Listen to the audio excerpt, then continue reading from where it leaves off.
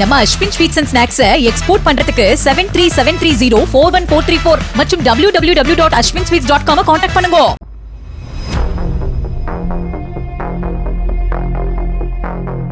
சென்னையில் வசிக்கும் 49 வயது பெண்மணி ஒருவர் சைபர் கிரைம் ஆன்லைன் போர்ட்டல் மூலமும் மேற்கு மண்டல சைபர் கிரைம் காவல் நிலையத்தில் நேரிலும் புகார் மனு ஒன்றை அளித்தார்.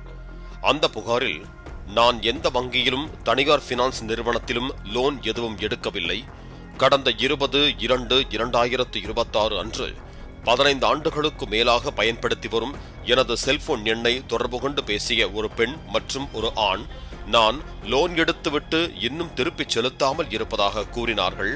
மேலும் அவர்கள் வழக்கறிஞர்கள் என்றும் உயர்நீதிமன்றத்தில் இருந்து பேசுவதாகவும் கூறி எனக்கு கடுமையான தொல்லையையும் மன உளைச்சலையும் ஏற்படுத்தினார்கள். மீண்டும் 23/2/2026 அன்று அதே தொலைபேசி எண்ணிலிருந்து பேசிய பெண் மீண்டும் லோன் தொகை செலுத்த கூறி வற்புறுத்தினார். இதனைத் தொடர்ந்து, நான் லோன் வாங்கவே இல்ல, ஏன் திரும்ப திரும்ப தொல்லை பண்றீங்க என அந்த டெலிகாலர் பெண்ணிடம் கோபமாக கேட்டபோது, பக்கத்தில் இருந்த ஆண் நபரிடம் போனை கொடுத்து விட்டார். அந்த ஆண் நபர் என்னை மிகவும் ஆபாசமாக பாலியல் ரீதியாக அத்துமீறும் விதத்திலும் பேசினார். நான் போன் அழைப்பை துண்டித்த பிறகும் கூட மீண்டும் எனக்கு மன உளைச்சல் ஏற்பட்டதால் பேசிய நபர் யார் என கண்டுபிடிப்பதற்காக அதே எண்ணிற்கு போன் செய்து விவரம் கேட்டேன். அப்போதும் அந்த ஆண் நபர் தன்னை குமார் என்றும் திருமுருகன் என்றும் மாற்றி மாற்றி கூறியதோடு என்னை பாலியல் ரீதியாக துன்புறுத்தும் வகையில் மிகவும் ஆபாசமாகவும் அருவருக்கத்தக்க விதமாகவும் பேசினார். அவரது ஆபாச வன்முறை பேச்சை ஆடியோ ஆதாரங்களுடன் காவல் நிலையத்தில் புகாராக அளித்தேன். Hello hello. உங்க பேர் என்னங்க? சொல்ல முடியாது. சொல்ல முடியாதா? இப்போ பச்சை ஒரு பொம்பளை கிட்ட பேச தெரியுதுல்ல உனக்கு? நீ எப்படி பேசுன? உன்கிட்ட பேச தெரியாது. அவ போடி வாடின்னு என்ன கேட்டா, பேசுன எடுத்து எடுப்புல என்ன போடி வாடின்னு கேட்க வச்சா அவளை கேட்டேன். நீ யாரு என்ன கேட்கறதுக்கு? நான் லோன் நீ வாங்கினேன் யாரு பாத்தியா? முத? நீ எவ்வளவு அசிங்கமா பேசுற? எப்படி உனக்கு ரைட்ஸ் கொடுத்தா? யார் கொடுத்தது உனக்கு ரைட்ஸ்? எந்த பொம்பளைன்னு தெரியாம, யார் லோன் வாங்கினாலும் தெரியாம நீ எப்படா பேசுற என்கிட்ட? டாகினா பேசாதமா. நீ என்ன பேசுற? உன் பேர் என்னடா? சொல்றா, உன் பேர்ல சொல்றா, நான் வரேன். வளைய மாதிரி என்ன பேசாத, டென்ஷன் ஆயிடும். இப்ப சொல்ற நம்பரை, உன் நம்பரை சொல்லு, உன் இதை சொல்லு, உன் அட்ரஸ் சொல்லு, உன் பேர் நான் சொல்லு.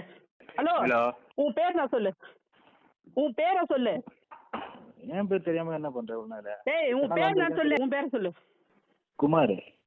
குமார் என்னது பேர் சொன்ன கேக்கலையா? பேரை தான் கேட்டுன்னு இருக்கா, சொல்லு. அதுதான் இப்ப சொன்ன கேக்கலையா? குமாரா? திருமுருகன். திருமுருகன். திருமுருகனா? இப்ப குமார் என்ன? திருமுருகன் குமார். சரி, ஷார்ட்டா குமார்னு கூப்பிடுவாங்க. சரி, உன் சாம்பியன் நம்பர் சொல்லு. சாம்பியன் நம்பரா? அது சரக்கு, அதெல்லாம் சொல்ல முடியாது. அப்படியா? அப்ப நீ எங்க இருந்து பேசுற? உன் மனசுல இருந்து.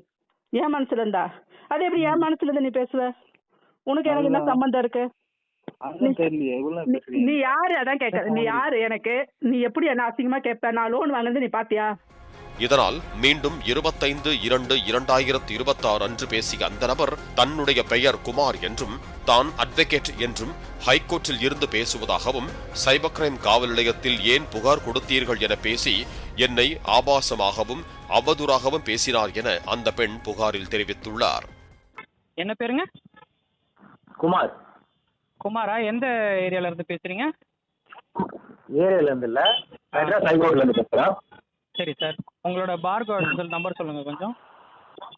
நீங்க யாரு? அவங்க கிட்ட போன கொடுங்க, நான் அவங்களுக்கு தான் கால். நான் அவங்களோட பையன், சொந்த பையன் பேசுறேன், சொல்லுங்க. சொந்த பையன் பேசுறீங்களா? சொல்லுங்க. ஸ்டேஷன்ல கம்ப்ளைண்ட் கொடுத்துருந்தாங்க. ஆமா சார், நேத்து நீங்க தான் பேசுனீங்களா? நேத்து திங்கட்கிழமை சாயந்தரம் 4:30 மணிக்கு. சொல்லுங்க. சொல்லுங்க ஜூனியர் சார். கிட்ட பேசிருக்காங்க அவங்க. இல்ல சார், ஜூனியர் என்ன பேசினாருன்னு சொன்னாரா உங்ககிட்ட? இல்ல ஜூனியர் கிட்ட அவங்க என்ன பேசினாங்க உங்களுக்கு தெரியுங்களா? ஃபர்ஸ்ட் இல்ல, எனக்கு எல்லாமே ரெக்கார்ட் இருக்கு சார், நான் ஆடியோ ரெக்கார்ட் பண்ணி வச்சிருக்கேன். எனக்கு வந்து சார், நீங்க ஒரு நிமிஷம் சார், ஒரு நிமிஷம். நீங்க ஃபர்ஸ்ட் இப்ப லோன் சொல்றீங்களா சார், அது பேங்கா இல்ல ஃபினான்ஸ்? இல்ல, அண்ணா ஸ்டேஷன்ல கால் பண்ணிருந்தாங்க. நாளைக்கு காலைல 10 மணிக்கு நான் எவிடன்ஸ் எடுத்துட்டு வரேன், நீங்களும் வந்துருங்க. அதுக்கப்புறம் கால் பண்ணிட்டேன் நான். அதுதான் சார், அது இருக்கட்டும் சார், நான் வரேன், கண்டிப்பாக வரேன் சார். இப்போ எனக்கு ஒன்றே ஒன்று சொல்ல தகவல் தெரிஞ்சுக்கிட்டே கேட்குறேன். நீங்கள் அட்வொகேட்ன்றதுனால நீங்கள் இப்போ பேங்க்கா இல்லை அது ஃபினான்ஸா என்னன்னு எனக்கு தகவல் வந்து நான் முதல்ல இருந்தே கேட்டுக்கிட்டு இருக்காங்க, அவங்களும் கேட்டிருக்காங்க. நீங்கள் சொல்லுங்கள் சார், அவர் பேங்க்கா இல்லை எதில் எடுத்திருக்காங்க சார் இது? பேங்க்ல தான் மிஸ்டர் எடுத்திருக்காங்க. என்ன பேங்க் சார் பேர்? IDFC bank. ஐடிஎஃப்சியில் சார். எந்த பிரான்ச்சில் என்ன எடுத்திருக்காங்கன்னு ஏதாவது தகவல் தெரியுமா உங்களுக்கு?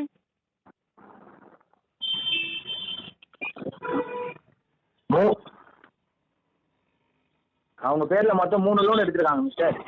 அதான் சார், என்ன லோனுன்னு கொஞ்சம் சொல்லுங்கள் சார். நீங்கள் லோன்னு சொல்கிறீங்க, என்ன லோன் சார் அது? என்னென்ன ப்ராடக்ட் லோன் கேட்குறீங்களா? ஒரு நிமிஷம் சொல்லுங்கள் சார். இந்த புகார் தொடர்பாக மேற்கு மண்டல சைபர் கிரைம் காவல் நிலையத்தில் வழக்கு பதிவு செய்து புலன் விசாரணைக்கு எடுத்துக் கொள்ளப்பட்டது. மேற்கு மண்டல சைபர் கிரைம் காவல் நிலைய ஆய்வாளர் தலைமையிலான போலீசார் முதலில் புகார்தாரர் பெண்ணிடம் பேசிய அந்த பெண் யார், அவர் யாரிடம் போனை கொடுத்து ஆபாசமாக பேச வைத்தார் என புலன் விசாரணை மேற்கொண்டனர். வழக்கில் தொடர்புடைய சென்னை அம்பத்தூர் இண்டஸ்ட்ரியல் எஸ்டேட் பகுதியில் உள்ள தனியார் நிறுவனத்தில் பணிபுரிந்து வரும் போரூரைச் சேர்ந்த ஷரனை கைது செய்தனர்.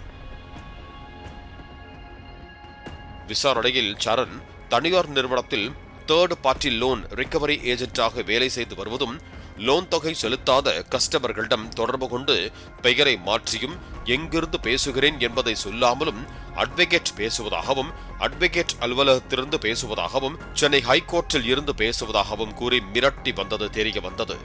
குறிப்பாக லோன் எடுக்காதவர்களையும் குறிவைத்து ஆபாசமாக திட்டியும் அராஜக செயலில் ஈடுபட்டு வந்துள்ளதும் தெரிய வந்தது. கைதான சரணின் பின்னணியில் ஒரு கும்பல் இருப்பதாக சைபர் கிரைம் போலீசாருக்கு சந்தேகம் எழுந்துள்ளது. அது குறித்து தீவிர விசாரணையில் போலீசார் ஈடுபட்டிருக்கிறார்கள்.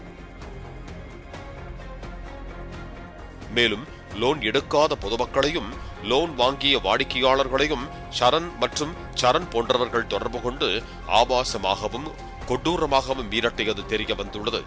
கைதான சரணை 27/2/2026 அன்று நீதிமன்றத்தில் ஆஜர்படுத்தி நீதிமன்ற உத்தரவுப்படி போலீசார் சிறையில் அடைத்தனர்.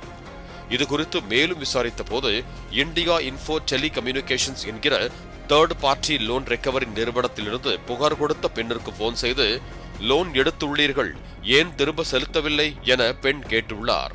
புகார் கொடுத்த பெண்மணியோ, நான் லோன் எதுவும் எடுக்கவில்லை, ஏன் மீண்டும் மீண்டும் எனது எண்ணுக்கு தொடர்பு கொள்கிறீர்கள் என கேட்டுள்ளார். உடனே அந்த பெண் தன்னுடன் பணிபுரியும் மற்றொரு டெலிகாலரான சரணிடம் போனை கொடுத்து பேச வைத்திருக்கிறார். இதனைத் தொடர்ந்து பேசிய சரண் காது கொடுத்து கேட்கவே முடியாத அளவுக்கு அந்த பெண்ணை ஆபாசமாக அருவருக்கத்தக்க வார்த்தைகளாலும் பாலியல் ரீதியாக அத்துமீறும் விதத்திலும் பேசியது தெரிய வந்தது. அந்த செல்போன் நம்பரை வைத்து ட்ரேஸ் செய்த போது மயிலாடுதுறையில் ஒரு பெண்ணின் முகவரியில் அந்த சிம் கார்டு வாங்கப்பட்டிருந்தது. ஆனால் அவரது விவரங்கள் கிடைக்கவில்லை. பிறகு அந்த சிம் கார்டை விற்றது யார் என கண்டுபிடித்து விசாரித்த போது அம்பத்தூர் இண்டஸ்ட்ரியல் எஸ்டேட்டில் மாதா மாதம் 10 சிம் கார்டுகள் 20 சிம் கார்டுகள் என ஒரு கம்பெனியின் பணியாளர்களுக்கு நேரடியாக சென்று விற்பனை செய்வேன் என அவர் கூறியுள்ளார். இதனைத் தொடர்ந்து தான் இந்தியா இன்ஃபோ டெலிகம்யூனிகேஷன்ஸ் என்கிற தேர்ட் பார்ட்டி லோன் ரெக்கவரி நிறுவனத்தின் டெலிகாலர் பெண் கண்டுபிடிக்கப்பட்டார். அந்த பெண் மூலமாகத்தான் பாலியல் ரீதியாக அத்துமீறிய சீனியர் டெலிகாலர் சரணையும் போலீசார் கண்டுபிடித்தனர்.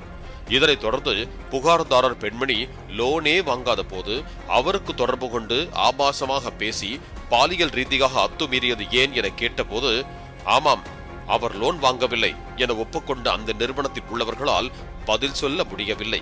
மேலும் இதுபோன்று லோன் எடுக்காத பலருக்கும் போன் செய்து ஆபாச மிரட்டல் விட்டதும் தெரிய வந்துள்ளது. தாங்கள் லோன் ரெக்கவரி ஏஜென்ட் என்பதை சொல்லாமலேயே பேசி மிரட்டி இருப்பது தெரிய வந்துள்ளது.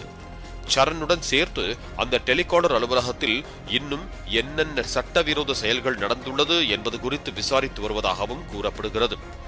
அதே நேரம் சரணை வைத்து ஆபாசமாக பேச வைத்த அந்த டெலிகாலர் பெண் மீதும் இவர்களுக்கு துணையாக இருப்பவர்கள் மீதும் ஏன் இன்னும் நடவடிக்கை எடுக்கவில்லை என புகார்தாரர் தரப்பில் கேள்வி எழுப்பப்படுகிறது.